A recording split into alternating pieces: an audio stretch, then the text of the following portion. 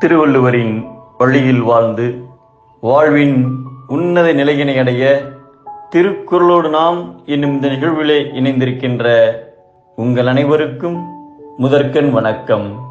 குறள் எண் 407, அதிகாரம் கல்லாமை.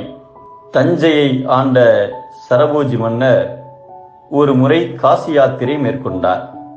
அப்போது கொல்கத்தா நகரில் இருந்த ஆங்கிலேய அரசு பிரதிநிதி ஒருவரை சந்திக்க நேர்ந்தது. சந்திப்பின் போது அந்த ஆங்கிலேயர், நான் திருக்குறளின் ஆங்கில மொழிபெயர்ப்பை படித்தேன், அற்புதமாக இருந்தது, எனவே அதன் மூல நூலின் சிறப்புகள் பற்றி எனக்கு விளக்கிச் சொல்லுங்கள் என்று சரபோஜியிடம் கேட்டார். அதை கேட்டதும் சரபோஜி மன்னர் திணறிப் போனார். அவர் தமிழ் இலக்கியங்களில் அதிக கவனம் கொண்டவர் அல்லர். மேலும் அவர் ஒரு மராட்டியர் என்பதால் திருக்குறளை பற்றி அவருக்கு ஒன்றும் தெரியவில்லை. ஆனாலும் சற்றென்று சமாளித்துக் கொண்டு, என்னுடைய புத்தக சாலையில் திருக்குறள் போன்ற ஆயிரக்கணக்கான தமிழ் இலக்கியங்கள் உள்ளன, எல்லா நூல்களையும் படிப்பதற்கு எனக்கு நேரம் கிடைப்பதில்லை. யாத்திரை முடித்து திரும்பிச் சென்றதும் உங்களுக்கு திருக்குறளின் மூல நூலையும் அது தொடர்பான அனைத்து தகவல்களையும் அனுப்பி வைக்கிறேன் என்றார். சரபோஜி மன்னர் தஞ்சை திரும்பியதும் தான் வாக்களித்தபடியே கொல்கத்தா அரச பிரதிநிதிக்கு திருக்குறள் மூல நூலையும் மற்றும் பல அரிய பைந்தமிழ் நூல்களையும் அனுப்பி வைத்தார்.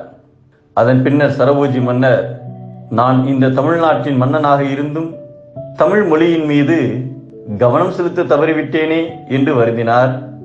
முதல் காரியமாக அந்நியர்களும் சிறப்பிக்கக்கூடிய தமிழ் சுவடிகளை எல்லாம் தேடி கண்டுபிடிக்க வேண்டும், தமிழ் புலவர்களை ஆதரித்து அதற்குரிய சிறந்த விளக்கங்களை அறிந்து கொள்ள வேண்டும் என்று முடிவு செய்தார். ஏராளமான தமிழ் நூல்களை சேகரித்து அவற்றை பாதுகாக்க கல்விக் கடவுள் கலைவாணியின் பெயரில் சரஸ்வதி மஹால் என்ற நூலகத்தை நிறுவினார்.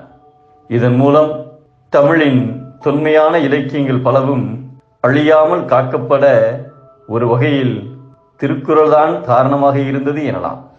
நுட்பமான நூல்களை கல்லாதவன் பெற்ற உடல் அழகு மண்ணால் சிறப்பாக செய்யப்பட்ட பொம்மையின் போன்றது என்பதை நுண்மான் நுழைபுலம் இல்லான் எழில்நலம் மண்மான் புனை பாவையற்று என்கிறார் நம் தெய்வப்புலவர் திருவள்ளுவர்.